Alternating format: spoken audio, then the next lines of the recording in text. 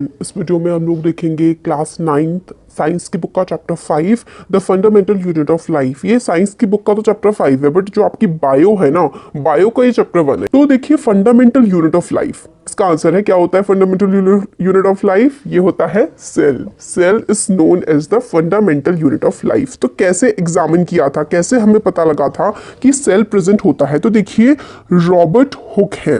Robert Hooke ने 1665 में cell की डिस्कवरी की थी। इन्होंने क्या किया था? तो कॉर्क, कॉर्क क्या होता है ना, जो पेड़ होता है, पेड़ का तना, पेड़ का जो बार्क होता है ना, उसमें होता है कॉर्क। इन्होंने ना अपना जो पुराने स्टाइल का माइक्रोस्कोप होता है उससे इन्होंने देखा था जब पेड़ के तने को, तो इनको ना मतलब ऐसे जैसे कि हनी बी होती है ना, हनी बी जैसे जैसे जो मक्खी का छत्ता होता है, मक्खी के छत्ते में कुछ ब्लॉक से होते हैं, तो यही सारे के सारे ना ब्लॉक्स टाइप की चीजें कुछ दिखी थी। तो इन्होंने इस चीज को सेल कहा था।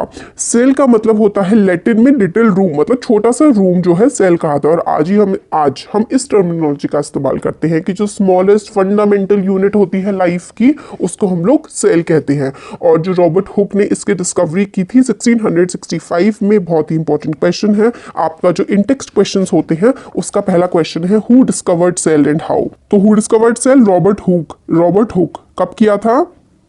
रॉबर्ट हुक ने 1665 में। And how? उन्होंने जो है एक बार्क जो होता है ना ट्री का, cork is a substance which comes from the bark of a tree. Cork को इन्होंने माइक्रोस्कोप में देखा था और तब इनको जो है सेल दिखा था। तो इस तरीके से इन्होंने सेल की खोज करी थी। तो अब तो खैर उस टाइम पे तो प्रिमिटिव साइन का माइक्रोस्कोप था, अब तो काफी सारे माइक्रोस्कोप आ चुके हैं। नेक्स्ट पार्ट आता है what are living organism made up of. Living organism किस चीज के बने हुए होते हैं? तो देखिए लिविंग ऑर्गेनिज्म बने हुए होते हैं सेल्स के। तो जो एक्टिविटी 1 है इसमें क्या कहा गया है कि आपको एक प्याज का टुकड़ा लेना है। प्याज के टुकड़े में अगर आप लोग खींचते हैं तो व्हाइट से कलर की एक पतली सी परत से बन के आ जाती है ना, उस परत को आपको जो है एक स्लाइड पर रख लेना है। और उस स्लाइड को जब आप लोग माइक्रोस्कोप में देखेंगे ना, तो आप लोगों को उसके अंदर का जो डिवीजन है ना सेल का, कि किस तरीके से उसमें सेल डिवाइडेड है, वो आपको बहुत ही अच्छे से दिख जाएगा। आपको हाई पावर का जब कंपाउंड माइक्रोस्कोप से आप उसको देखेंगे तो बहुत ही अच्छे से आपको उसमें जिस जो सेल बने हुए हैं ना वो दिख जाएंगे। तो इस तरीके से आपको दिखेगा जब ऑब्जर्व करेंगे आप cell of an onion peel. Onion peel में किस तरीके से सेल्स का डिवीजन होता है। देखिए ये जो है ना, ये छोटे छोटे क्या है, सेल्स हैं। सेल्स में क्या होता है, अंदर एक न्यूक्लियस प्रेजेंट होता है। तो हम लोगों को ये भी दिख जाएगा कि जो सेल होते हैं उसके अंदर क्या होता है, उसके अंदर एक न्यूक्लियस होता है। तो ये वाला हमारा हो गया। तो टेम्परेरी माउंट्स जब अनियन पील के डिफरेंट साइज के हम लोग देखेंगे तो इसमें यही है कि अलग अलग अनियन पील एक बार हमने इतनी बड़ी ले ली, एक बार छोटी ले ली, और एक बार हमने उनको एक सबके ऊपर के ऊपर रख दिया। जब भी हम कुछ भी करेंगे ना, तो भी हम देखेंगे कि चाहे कोई कितना भी छोटा पार्ट हो अनियन पील का, चाहे कितना ही बड़ा हो, सबके अंदर क्या होते हैं, सबके अंदर सेल्स प्रेजेंट होते हैं। तो व्हाट आर दीज स्ट्रक्चर्स? तो these structures look similar to each other. चाहे कोई भी साइज ले लीजिए, सारे के सारे स्ट्रक्चर सिमिलर लगेंगे। Together they form a big structure like a onion bulb. Onion bulb मतलब अनियन का बड़ा सा टुकड़ा की तरह हम लोगों को सारे के सारे जो सेल के स्ट्रक्चर दिखते हैं। हम लोगों ने जो एक्टिविटी करी थी, हमने डिफरेंट साइज के अनियन बल्ब्स लिए थे, मगर सबका जो स्मॉल स्ट्रक्चर था, जब हम लोगों को चाहे कितना ही बड़ा ले लें चाहे छोटा ले लें, माइक्रोस्कोप के जब अंदर हम देखेंगे तो हमें जो सेल दिखेंगे ना, वो हम लोगों को बिल्कुल एक जैसे ही दिखेंगे। ये है इसमें small structure that we see are basic building units of onion bulb. These structures are called cell. जो छोटे छोटे से हम लोगों को स्ट्रक्चर दिख रहे हैं ना अनियन के अंदर, जब हम लोग उसको माइक्रोस्कोप के अंदर रख के देख रहे हैं तो उसी चीज को हम लोग सेल्स कहते हैं। सिर्फ अनियन में ही नहीं, जितने भी अर्थ पर ऑर्गेनिजम्स प्रेजेंट हैं सबके सब सेल से ही बने हुए हैं। मोर टू नो में ये वाला जो पार्ट है कि वही कि सेल जो है किसने डिस्कवर किया था सबसे पहले? रॉबर्ट हुक ने 1665 पर। He observed cell in a cork slice with the help of primitive microscope. Cork slice पर उसने सेल को देखा था। ल्यूवेन हुक जो थे, इन्होंने इंप्रूव माइक्रोस्कोप से देखा था कि पानी में सेल्स होते हैं, वो भी बिल्कुल ऐसे ही हर चीज में, क्योंकि सेल है तो उन्होंने पॉन्ड वाटर में सेल देखे थे पहली बार। रॉबर्ट ब्राउन जो थे, उन्होंने डिस्कवर किया था कि एक न्यूक्लियस होता है। तो न्यूक्लियस किसने डिस्कवर किया था सेल में, ये भी बहुत इंपॉर्टेंट है। Who discovered nucleus in the cell? तो Robert Brown discovered nucleus in the cell. Purkinje ने क्या डिस्कवर किया? प्रोटोप्लाज्म। प्रोटोप्लाज्म आके हम इस चैप्टर में देखेंगे। और सेल थ्योरी, प्रोटोप्लाज्म जो है ना वो सेल के बीच में ना फ्लूइड जैसा होता है, कुछ बीच में न्यूक्लियस है, ठीक है, उसके साइड साइड में जो होता है वो प्रोटोप्लाज्म होता है। सेल थ्योरी हम लोग को बताती है कि सारे के सारे प्लांट्स और एनिमल्स जो है वो सेल के बने हुए हैं, and cell is known as the basic unit of life. ठीक है, ये किसने? श्लेंडर एंड श्वान जो थे, इन्होंने सेल थ्योरी प्रेजेंट करी थी कि सारे के सारे जो ऑर्गेनिजम्स होते हैं वो सेल से बने होते हैं, सारे, चाहे कोई प्लांट हो चाहे एनिमल हो, are composed of cells and the cell is known as the basic unit of life. ठीक है, द सेल थ्योरी आगे फर्दर सजेस्ट करती है कि सेल्स जो है वो प्री एग्जिस्टिंग सेल से बनते हैं, मतलब पहले से एग्जिस्ट हुए सेल थे उसमें से ही नए सेल्स जो हैं बनते जाते हैं। With the discovery of electron microscope, electron microscope की डिस्कवरी हो गई 1940 में, तो हम लोगों को complex structure of cell and its various organelles. अब सेल अपने आप में एक छोटी सी चीज नहीं होती, एक सेल है, ठीक है, उसके अंदर न्यूक्लियस है, फिर यहाँ पे साइटोप्लाज्म है, और इसके अंदर बहुत सारी चीज होती हैं जिसको हम लोग सेल ऑर्गेनली बोलते हैं, जैसे कि सेल वॉल होती है, न्यूक्लियस होता है, साइटोप्लाज्म, एंडोप्लाज्म, रेटिकुलम, ये सारा का सारा इसी चैप्टर में हम आगे देखेंगे।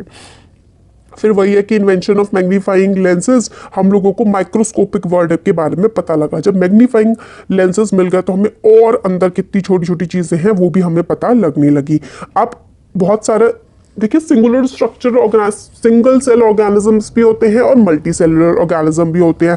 जो सिंगल सेल ऑर्गेनिज्म होते हैं उसको हम लोग अमीबा कहते हैं, ठीक है, अमीबा कहते हैं, अमीबा, पैरामीशियम और बैक्टीरिया, ठीक है, पैरामीशियम, अमीबा, पैरामीशियम, बैक्टीरिया, ये सिंगल सेल ऑर्गेनिजम्स होते हैं। और मल्टी सेलुलर ऑर्गेनिज्म होते हैं जैसे कि ह्यूमन बीइंग। सिंगल सेलुलर या फिर आप उसको यूनिसेलुलर भी कह सकते हैं। यूनि का मतलब होता है सिंगल या फिर one. On the other hand काफी सारे ऑर्गेनिज्म होते हैं जिसमें बहुत सारे सेल्स होते हैं, जैसे कि ह्यूमन बीइंग्स, एनिमल्स, प्लांट्स, है ना, तो वो मल्टी सेलुलर ऑर्गेनिजम्स हो गए। हर multicellular organism has come from single cell organism. किस तरीके से सारे के सारे जो मल्टी सेलुलर ऑर्गेनिज्म है पहले तो वो एक सिंगल सेल ऑर्गेनिज्म ही रहे थे, और वो मल्टी सेलुलर कैसे हो जाते हैं? Cells divide to produce cells of their own kind. All cells does come from pre existing cells. हम लोगों ने सेल थ्योरी में पढ़ा था कि all cells comes from pre existing cells. इसका मतलब है कि एक सबसे पहले एक छोटा सेल होता है, वो सेल खुद को डिवाइड कर देता है, फिर ये सेल खुद को और डिवाइड करते जाते हैं, डिवाइड करते जाते हैं, करते जाते हैं, तो एक सेल से बहुत सारे सेल्स बन जाते हैं। ठीक है, तो cell divide to produce cells of their own kind. Cell divide होता है, खुद अपने जैसा ही सेल बना देता है। अब आगे हम लोग देखते हैं कि सेल्स जो है उसके बहुत सारे डिफरेंट स्ट्रक्चर्स होते हैं, जैसे कि हम लोग को दिख रहा है ये नर्व सेल है, ये आप लोगों को भी 9th में आगे हम लोग आगे भी पढ़ेंगे नर्व सेल के बारे में नेक्स्ट चैप्टर में, 10th में भी पढ़ेंगे, आप बायो लेंगे, 11th 12th बायो लेंगे तो नर्व सेल तो चलता ही रहेगा। सेल्स अलग अलग शेप्स के होते हैं। देखिए नर्व सेल कैसा लंबा सा है, एक मोटा सा गोल सेल होता है, ओवम होता है, ये smooth cell, blood cell, bone cell, अलग अलग शेप्स के सेल्स होते हैं। तो some organisms can have cells of different kinds, जैसे कि ह्यूमन बींग्स में जो सेल होते हैं वो अलग अलग तरीके के होते हैं, हम लोग ये इसमें देख रहे हैं। जो शेप होता है सेल का, साइज होता है, are related to specific function they perform. मतलब जो भी शेप एंड साइज होता है ना सेल का, वो उस पर डिपेंड करता है कि वो फंक्शन क्या परफॉर्म कर रहा है, मतलब जो उसका काम होगा उसके हिसाब से ही सेल की शेप एंड साइज होगी। कुछ सेल्स होते हैं जैसे कि अमीबा तो खुद की शेप को चेंज करता है, तो अमीबा इस ऐसे भी हो सकता है, अमीबा ऐसा भी हो सकता है, अमीबा ऐसा भी मतलब अलग अलग शेप का अमीबा हो सकता है।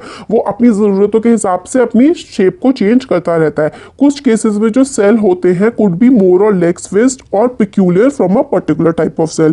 कुछ सेल होते हैं जो अपनी शेप चेंज नहीं कर पाते, जैसे कि नर्व सेल है, उसकी टिपिकल शेप होती है। ये देखिए ये नर्व सेल है, ये नर्व सेल की एक पर्टिकुलर शेप है, ये अपनी शेप को चेंज नहीं कर सकता है। बहुत सारे सेल्स जो अपनी शेप को चेंज कर सकते हैं, ठीक है। तो ईच लिविंग सेल जो होती है, हर लिविंग सेल के पास कैपेसिटी होती है परफॉर्म करने का basic function that are characteristic of living forms. हर सेल के पास अपनी कैपेसिटी होती है कि वो अपने बेसिक फंक्शंस को परफॉर्म करता है जो पूरे के पूरे लिविंग फॉर्म के लिए जरूरी है। अब इसका क्या मतलब है? देखिए आपकी बॉडी में बहुत सारे सेल्स हैं, हर सेल अपना काम अपने अंदर करता रहता है, और सारे के सारे सेल्स मिल करके जो काम कर रहे हैं वो पूरे के पूरे एक लिविंग फॉर्म को चला रहे हैं, मतलब आपके अंदर बहुत सारे सेल्स काम कर रहे हैं और हर सेल का जो काम है वो आपकी पूरी बॉडी को चला रहा है। अब how does the living cell perform their basic function? अब ये जो सेल हैं वो किस तरीके से अपने बेसिक फंक्शन को परफॉर्म करते हैं? बेसिक फंक्शन का मतलब है अपना जो डेली का काम होता है किस तरीके से करते हैं। हम लोग जानते हैं जैसे कि डिवीजन ऑफ लेबर होता है मल्टी सेलुलर ऑर्गेनिज्म में, जैसे कि ह्यूमन बीइंग। अब डिवीजन ऑफ लेबर क्या हुआ, आपके घर में जैसे कि सपोज करिए अगर आपकी मदर जो है वो होम मेकर है, मतलब वो घर का काम कर रही है, खाना बना रही है, बाकी सारे घर के काम कर रही है, आपके फादर पैसे कमा रहे हैं, तो ये डिवीजन ऑफ लेबर हो गया ना। डिवीजन ऑफ लेबर का मतलब होता है सब अपना काम बांट के कर लेते हैं। इसी तरीके से हमारी बॉडी के जो सेल्स होते हैं वो भी डिवीजन ऑफ लेबर को फॉलो करते हैं। डिफरेंट ऑर्गन जो है ह्यूमन बॉडी के वो डिफरेंट डिफरेंट काम करते हैं। जैसे कि हमारा हार्ट जो है वो ब्लड की पंपिंग करता है, मतलब पूरे हमारी बॉडी में ब्लड को पहुंचाता है। हमारा स्टमक, हमारा पेट खाने को डाइजेस्ट करता है। इसी तरीके से हर सिंगल सेल जो है वो डिवीजन ऑफ लेबर में पार्टिसिपेट करता है। इनफैक्ट हर सेल जो है उसका अपना एक स्पेसिफिक काम होता है। विद सेल है ना, सेल के अंदर बहुत सारे ऑर्गेनेली होते हैं, उन सेल ऑर्गेनेली का अपना अपना अलग अलग काम होता है। Each kind of self organelle perform a specific function such as making of new material in the cell, clearing up the waste material in the cell and so on. Cell के अंदर बहुत सारी चीजें होती है जो अपना अपना काम कर रही होती है। जैसे कि कुछ का काम होता है नए सेल्स को बनाने का काम करना, कुछ का काम होता है जो गंदगी हो गई है सेल में उसको साफ करना, है ना। तो हर सेल, जैसे ह्यूमन बॉडी के अंदर बहुत सारे ऑर्गन्स हैं। ऑर्गन कैसे बने हुए? ऑर्गन बहुत सारे सेल्स से मिलकर के बने हुए हैं, तो हर कोई अपना अपना काम कर रहा है। इसलिए सेल के अंदर भी बड़े सारे ऑर्गेनेलीज होते हैं जो अपना अपना काम कर रहे होते हैं। Cell is able to live and perform all its function because of these organelles. Cell के ऑर्गेनेलीज होते हैं जिसके बारे में हम अभी आगे चैप्टर में पढ़ेंगे। सेल अपना काम इन ऑर्गेनेलीज की वजह से ही कर पाता है। ये सारे ऑर्गेनेलीज जब मिलकर के आते हैं तो बनाते हैं the basic unit called the cell. तो बेसिक यूनिट का मतलब हो गया जो सबसे छोटी यूनिट है जिसकी वजह से लाइफ फॉर्म चल रही है, वो होती है बेसिक यूनिट।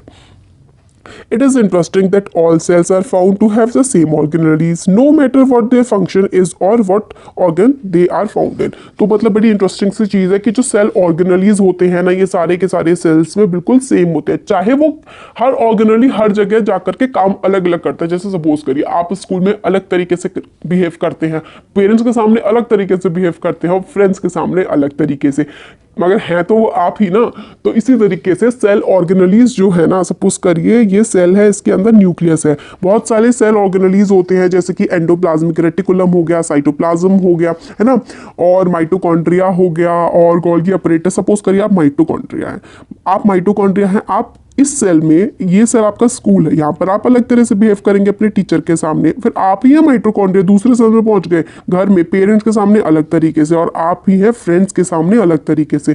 तो हर सेल ऑर्गेनेली अलग अलग सेल्स में अलग अलग तरीके से अलग ऑर्गन में जाकर के अलग तरीके से बिहेव करता है जिस तरीके से उसको करने की जरूरत हो। वीडियो कैसा लगा जरूर बताइएगा और चैनल को सब्सक्राइब जरूर करिए, नया चैनल है, आप लोग के सपोर्ट की बहुत जरूरत है। जितना ज्यादा आप लोग शेयर करेंगे, अपने फ्रेंड्स के साथ सब्सक्राइब करेंगे, उतना ही मुझे मोटिवेशन मिलेगा कि मैं और वीडियोस बनाऊं। Thank you.